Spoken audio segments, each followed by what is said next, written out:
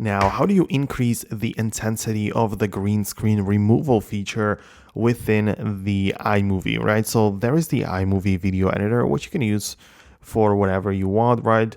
And it's a okay video editor. I'm not saying it's a good one, but anyways, you open it up, import your clips, do whatever you gotta do. But once you're in here, just tap on the video clip right here.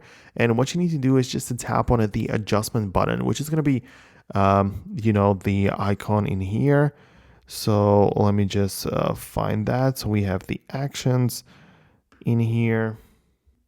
But essentially, the way that it works on the iMovie is that you cannot just choose any clip and just remove the color. When you import the clip with the green screen, it's going to be deleted automatically, and you can adjust it to a degree, but this is not the best way to do it.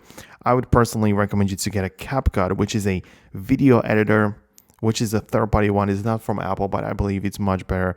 And using this app, you can just access a variety of different controls and buttons in here, and you can use masks and stuff, and they're like much better options if you ask me. You even have like automatic background removal and stuff like this. So I would recommend you to get this app instead. I know it's probably not the the most popular approach, but on the iPad it just does automatically stuff.